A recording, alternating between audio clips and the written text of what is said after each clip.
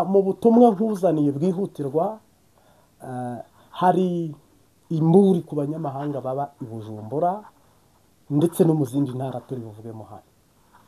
Ikindi kintu cyihutirwa kiri seriye, hari urubanza rugiye kubera i Burundi. Yesu ubwe niwe mukwe, umugeni arava i Gitega. Hari urubanza rw'igihugu cyose, abarundi n'abarundikazi mugiye guhuriramo hano i Bujumbura na Yesu. Rero uru rubanza nubwo atari amahoro, kuko bamwe baramanuka abandi baduge. Ni urubanza nkubari warubonye. harahona benshi uhoraho agiye kumara urubanza kurumarira. Mwarabirose, murabyerekwa, murabibwirwa, murasenga, murahishurirwa.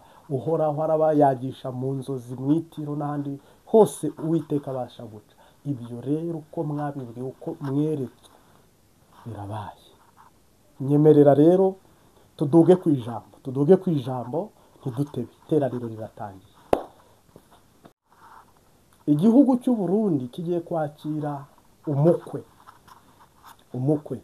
Ni ukuvuga hari urubanza rugiye kuba mu gihugu cyose, mu ntara zose, ariko itete cyangwa se aho umukwe agomba kuhagurukira ni i Bujumbura. Umugeni nawe agahagurukira i Gitega. Ubu bukwe rero bwatumiwemo abarundi bose, kuva kuri perezida wa repubulika kugeza ku muturage cyangwa umwenegihugu wa nyuma. Nagira ngo rero ubu butumwa ubwumvirize neza. Nabonye hari urubanza rwagutse runini cyane. Ejo ntabwo nigeze ntambutse ubutumwa, twari turi gusenga, sinaronka akanya. Mbanje gushimira abantu badusengera, banadukunda. Ni ukuri ndabibona cyane. Hari abantu bakunda Imbabazi TV gatatu. N'ubutumwa buri muntu wese, amavi yanjye apfukamye asenga, umwigisha n'umwigishwa tugabanira imbere y'Imana Data. Mu by'ukuri rero ubu bukwe bwo burataha. Ni urubanza, mu Kirundi tuvuga ngo ni urubanza. Ntabwo ari urubanza rwo mu rukiko, si sentare, ahubwo hagiye kuba urubanza rw'abenegihugu n'indongozi cyangwa se abayobozi cyangwa se indongozi mu gihugu cy'u Burundi. Vuba bidatinze, mu kanya nk'isase, hagiye kuba ubukwe, hagiye kuba urubanza runini cyane, rwagutse rugerera kure rwose. Kuko nitegereje mu mwuka, ndareba mu mwuka, amaso yanjye ntiyabashije guheza aho abantu bari bicaye.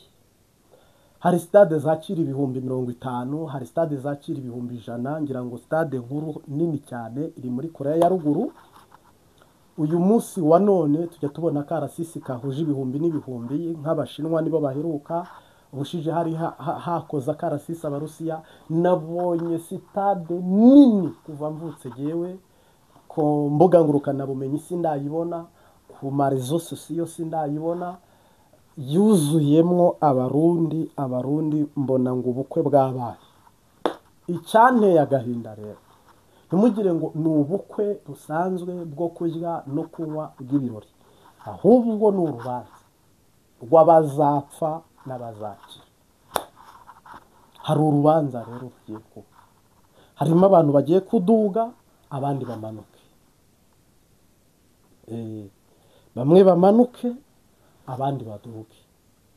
Ni ukuvuga ngo mu minsi iri imbere, icyo kintu niba utarasenze, mugeni wa Yesu witegure, ari hafi yo kuza kutujyana mu byicaro byiza byo mu ijuru, yateguriye abamwizera bose.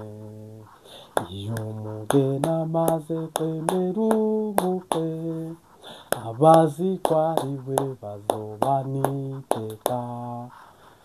ni ukuvuga ngo iyo ndirimbo harimo abantu bayizi, ariko nagira ngo nkubwire ngo urubanza rwabaye, kandi urwo rubanza perezida yaciriwe urubanza. Ndi kureba mbona kurya mu muzi se barundi ajya apfukama, mbona arapfukamye n'umugore we, umupfasoni wiwe n'umuryango wiwe wose, mbona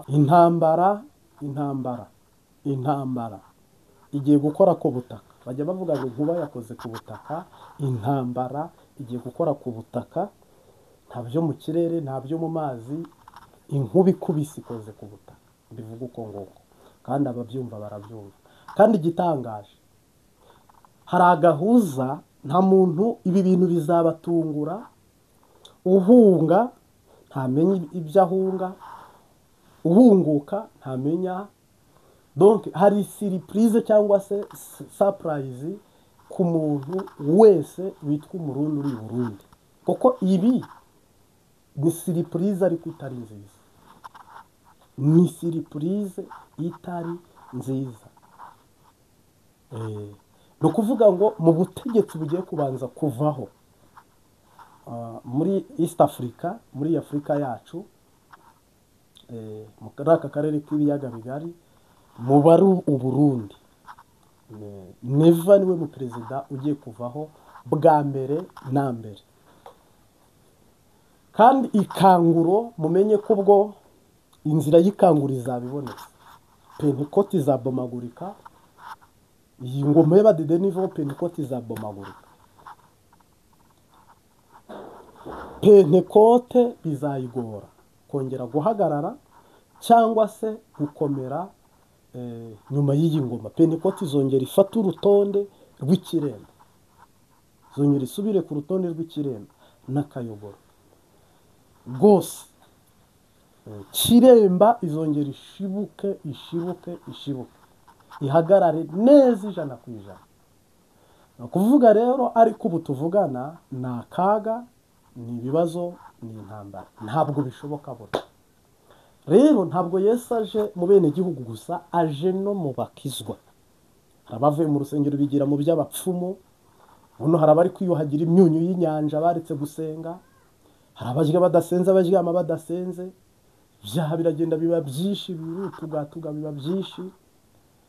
Hari abantu baziruye ibyaziraga, bahaguruka bari mu mwuka, bageze imbere bati oyaye ibyo ni iby'ubujuju, asa n'ugiye mu bahinga nawe aba umuhinga.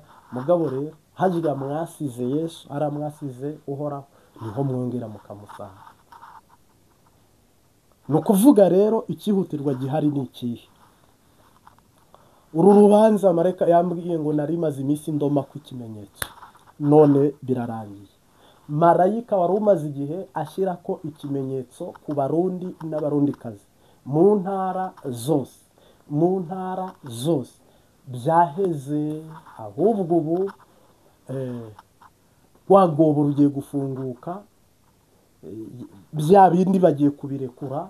Hama Bibiliya iravuga ngo muzatinya icyo mwatinyaga kibageze ko, kiguhagaze imbere. Ni ukuvuga rero, naravuga ngo marayika ari kuzenguruka adoma ko ikimenyetso, nk'uko kwa Rahabu yarokoye, niko buno nahawe iyo message ambwira ngo ubukwe buratashye. Maze iminsi ishyira ko ikimenyetso ku ruhanga rw'imbata z'abubaha Imana, none ndarangije. Ubukwe rero nibwo bukurikiye, kubera ko umugeni agira yimbugwe, kandi n'utari umugeni yimbugwe. Imana igiye kwimbura, uhora wagiye kwimbura.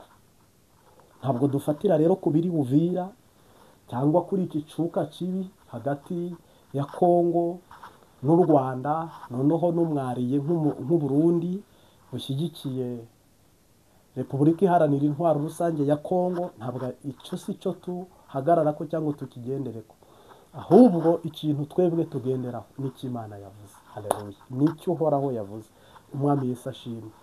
Kongo yakinjira, Burundi bwashwana na Kongo cyangwa bugashwana n'u Rwanda.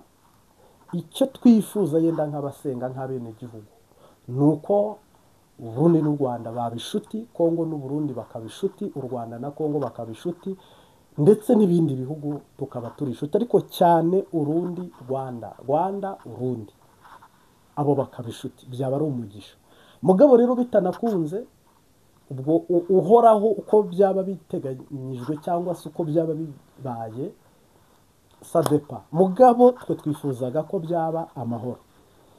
Yego, ni ukuvuga rero mu minsi mumaze mwihana, abandi biyiriza ubusa, bamwe barota, abandi berekwa, bamwe badodora, bamwe basengera igihugu, ni ukuri inyishu yaje.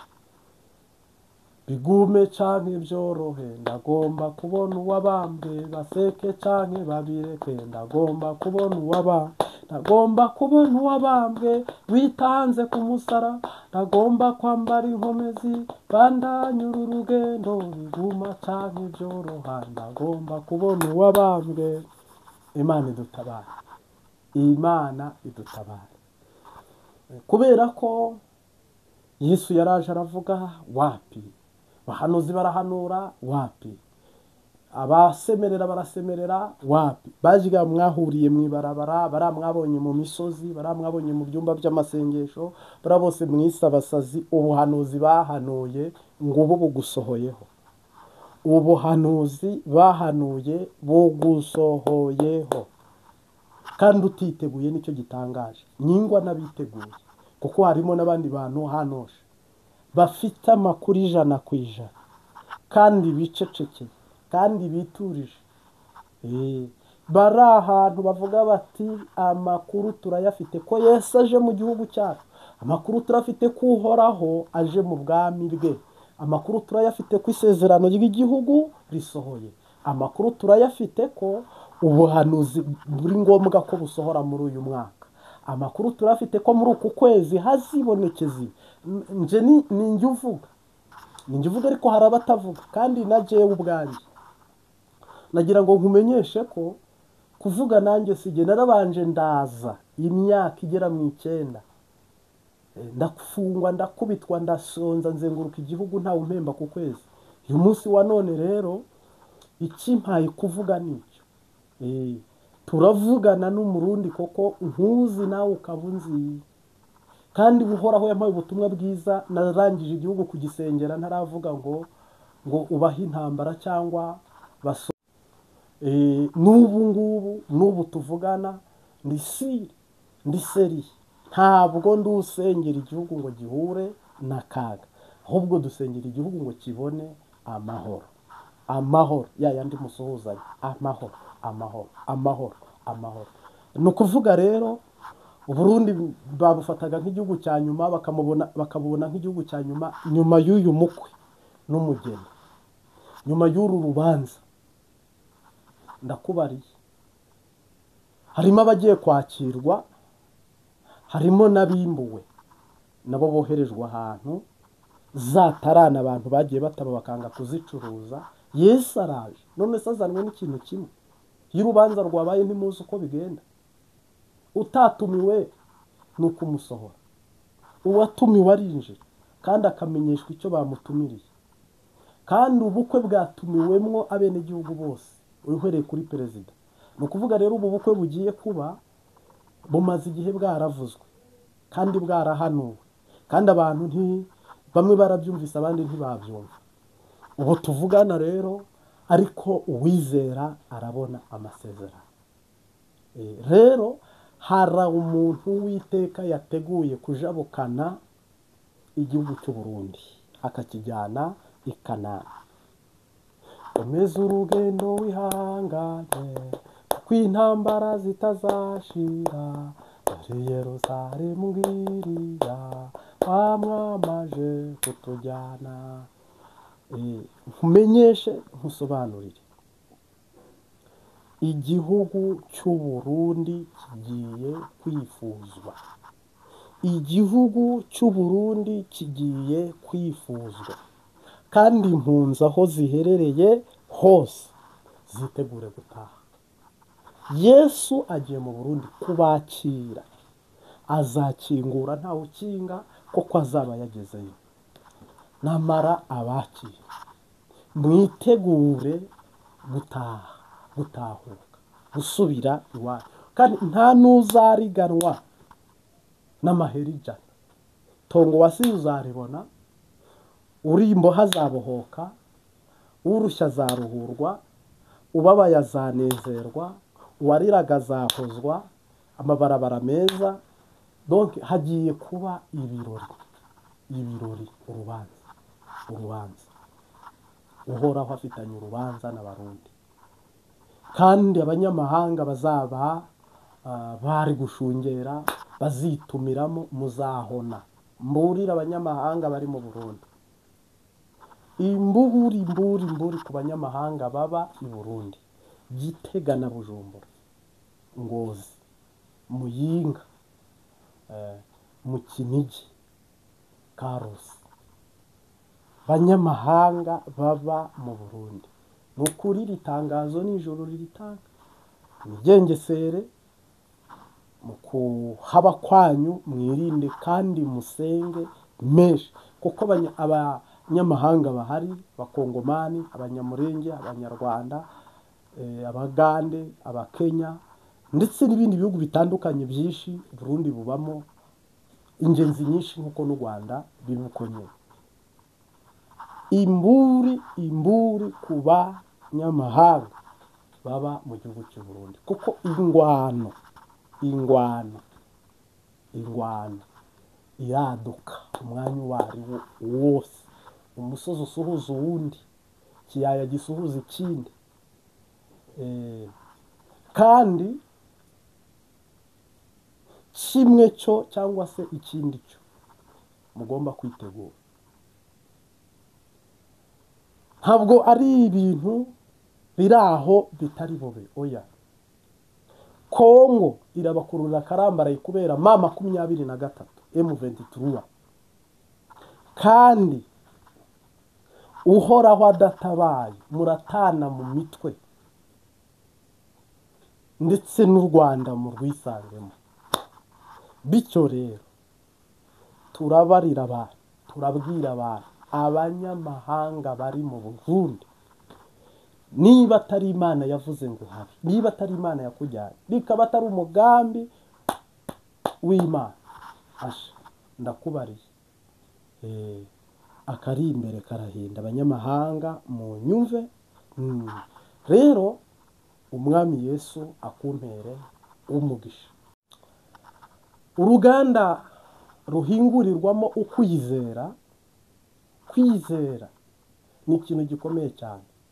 Kwizera niko kwahesheje ba sogokuru n'abandi bose kuba abo turi kuvuga. Yesayi atizera ntabwo mbivuze. Uyu munsi wa none rero turi abakandida mu kwizera. Ndagira ngo tugendane. Wizere Yesu aracyakiza indwara, wizere Yesu aracyubaka ingo, wizere Yesu aracyatanga minerivare, aracyariho ubukode, wizere Yesu nta mubabaro uri kunyuramo atanyuzemo, nta bibazo uri kurwana nabyo atarwanye nabyo, nta n'ikintu kiri kukubaho Imana itakizi, nta n'ikintu kiri bube gishyashya mu buzima bwawe. Mugabo icyo nzi cyo ni kimwe, ni uko iba myinshi igahimwa n'umwe, kuko nta kitagira iherezo. Kandi iyo bavuze ngo nta kitagira iherezo, bishatse kuvuga ko ikintu kifite aho cyatangiriye, kikuburesinga umutima, kikubabaza, donc ni ibigeragezo watanga. Ariko uko byagenda kose, mpamya neza ntashidikanya ko iminsi, igihe kigena intambara. Noneho rero ariko iminsi igenda ikagaragaza ukuri cyangwa se ikinyoma. Nizeye rero, niba nawe wizeye ko Satani azatsindwa ku buzima bwawe, izina ry'Imana rigahabwa icyubahiro nanone ku buzima bwawe, kubw'umwami wacu Yesu Kristo. Niba rero wumva nawe ufite uku kwizera, byiza cyane, kuko twese twizera neza tudashidikanya ko aya masezerano yose, ibyo warose, ibyo wabwiwe, ibyo wumvise, sirivupure bizasohora, kandi nta kabuza bizasohora. Ariko ikibikomeje ni amaraso Yesu yatuviriye. Mu by'ukuri rero mbwire umuntu wese, kandi sabe umuntu wese, ese uri umwe mu bageze ikirenge mu cya Kristo? uri umwe mu bantu bari mu rugendo rwerekeza i Siyoni, byiza cyane. Niba rero uhari, niba rero ubyumva kandi ukaba unabireba, ayo matwi y'umwuka ukayagira ukumva iby'umwuka, amaso y'umwuka ukayagira ukareba iby'umwuka, ururimi rw'umwuka ukarugira ukabasha kugaragura cyangwa ugakontorora, donc ukaba uyoborwa n'umwuka nk'uko ubushije twabivuze. Ubwo witegure ko umwami Imana mu kugutabara kwe harimo n'ubugingo, ari ryo rya jambo natangiriyeho ngo ibyiringiro byacu bikwiye kuba ikintu cya mbere bifite byizeye, ni ukubona iki? Ubugingo. Niba nawe wizera ukaba wiringiye, ukaba wumva Imana iri muri wowe, nyemerera noneho uhere mu nzara z'ibirenge, wizere ijuru, ubone ijuru, upfukame usenge uyoborwe n'umwuka, upfukame usenge uyoborwe n'ijuru, upfukame usenge ijuru riba ariko rikuyobora. Koko abantu barakuyoboye ntibakugezayo, amafaranga arakuyobora ntiyakugezayo, ishuri wararyize urigura minuza, mugabo aho ryakugejeje ni hariya, ndetse n'uburanga warabugize ntibwakugejejeyo, ndetse n'inshuti wari uzifite ariko ntago zigeze zikora. Nagira ngo rero nkubwire ko buno amahirwe usigaranye ni ayo kuyoborwa n'umwuka. Byinshi byarakuyoboye, ibindi wahuye nabyo birakora birongera birakora birongera biriyongeza, ibintu bitandukanye byagiye byafite ubuzima bwawe, ndetse ubiha n'umwanya, ubiha n'ikibanza. Ese uyu munsi wa none maze igihe nigisha isomo ry'umwuka wera, mwuka wera yabasha kuronka ikibanza muri wowe? Koko Bibiliya ivuga ngo dushobozwa byose na Kristo uduha inkomezi, ariko ngiye kwa Data kubategurira aho muzaba. Umuntu uhazi wenyine ni umwuka wera. Twese ntaho tuzi muri siyansi, ntaho tuzi mu mubiri, ntaho tuzi turi mu isi.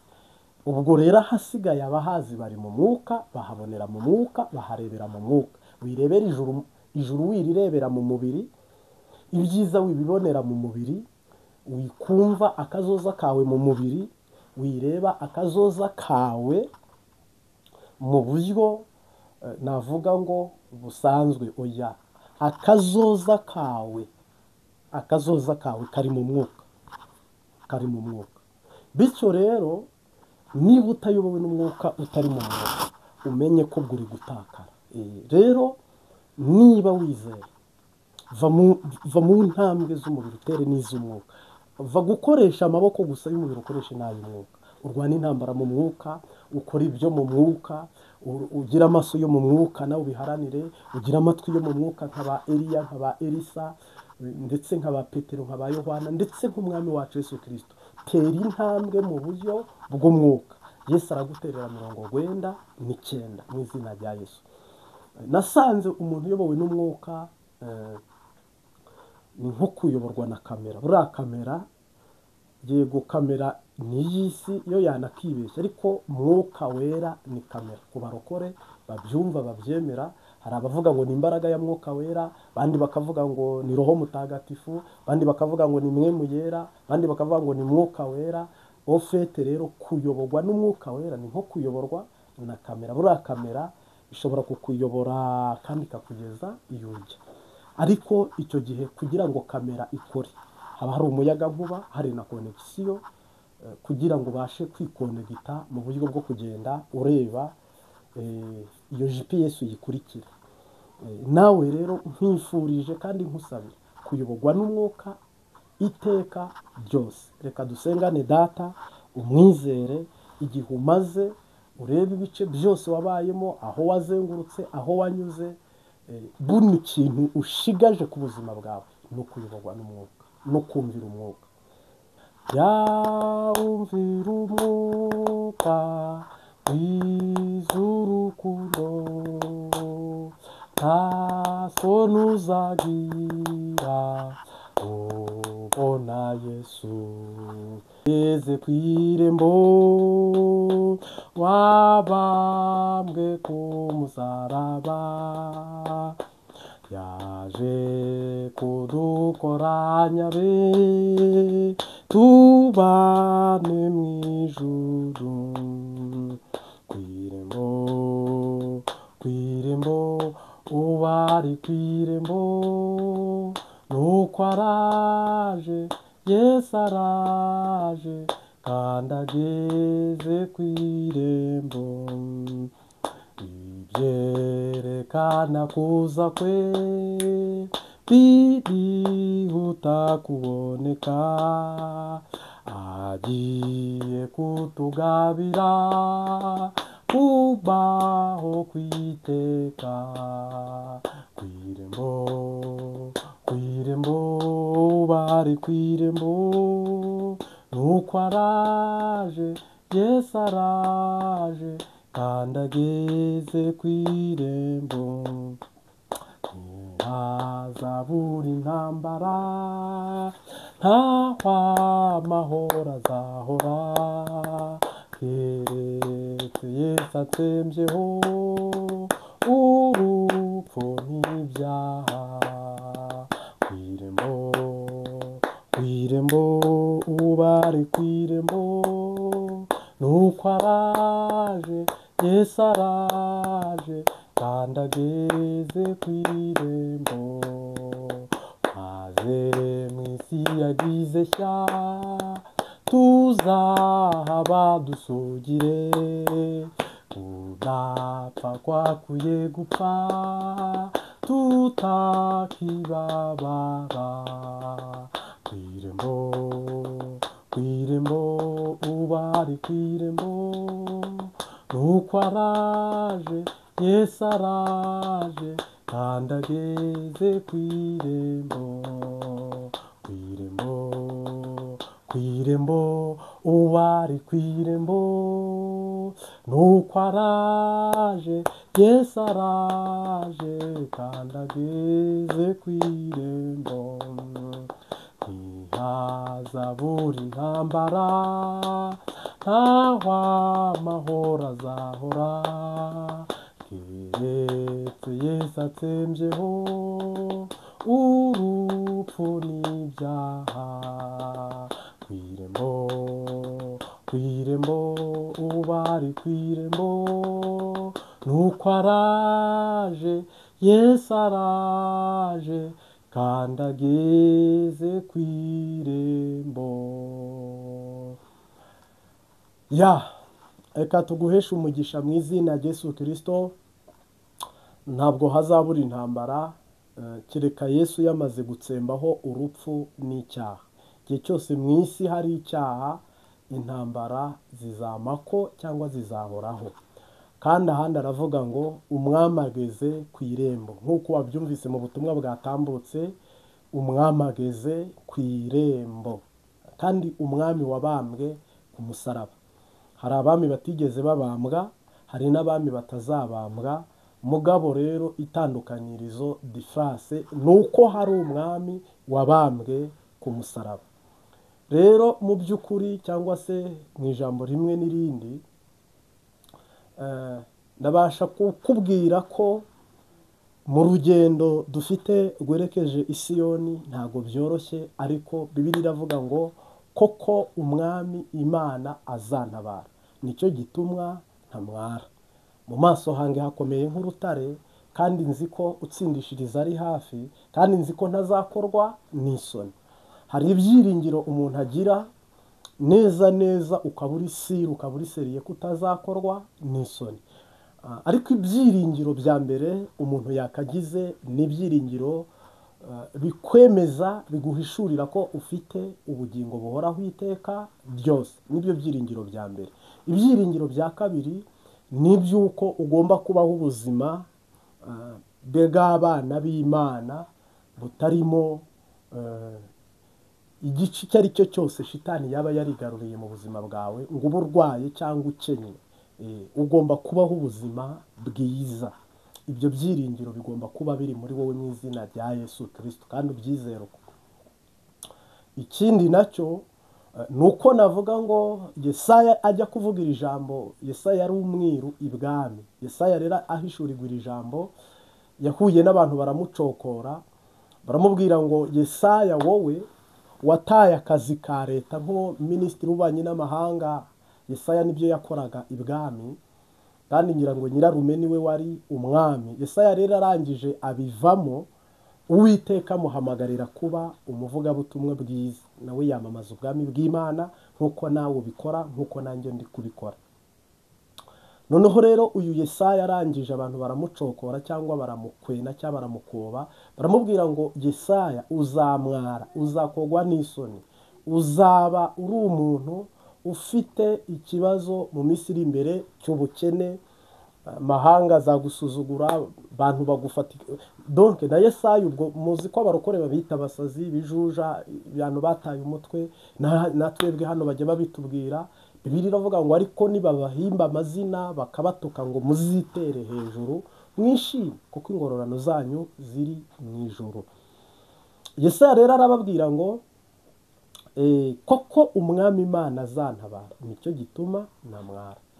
Muri make rero gutabarwa kwacu kuva ku Uwiteka Imana yari mu ijuru n'isi, nibyo koko igihugu cy'u Burundi kigiye gutabarwa, nibyo koko nawe Uwiteka agiye kugutabara, nanjye Uwiteka agiye kuntabara. Haleluya. Nagira ngo mbwire umuntu wese ko muri action plan y'Imana cyangwa se muri planning y'Imana cyangwa se mu mugambi w'Imana, uri muri tagete yo gutabarwa cyangwa guhabwa umugisha na data. Mungu asifiwe sana. Mu by'ukuri niba wizeye, uhagarare ku maguru yawe abiri y'umutima, wongereho abiri y'umubiri, wongereho ubwenge bwawe bwo. Mwami Yesu turagushimiye, mwana w'intama w'Imana, wayoboye Petero, uyobora Pawulo, uyobora Sila, uyobora Yohana, uyobora Yakobo, uyobora Aburahamu, uyobora Eliya, uyobora Elisa, uyobora Musa, ukoresheje umwuka wera. Izina rya Yesu Kristo, we wayoboje umwuka wera abo mu isezerano rishya bakagerayo, ukayoboza inkingi y'umuriro n'iy'igicu mu isezerano rya kera nabo bakagerayo. Natwe turi bamwe bageze ikirenge mu cyawe, utuyoboza umwuka wera mu rugendo rwacu, mu izina rya Yesu. Tuba baragwa mu bwami bwawe. Hama mwana, abarundi n'abarundikazi bahera ubu iteka.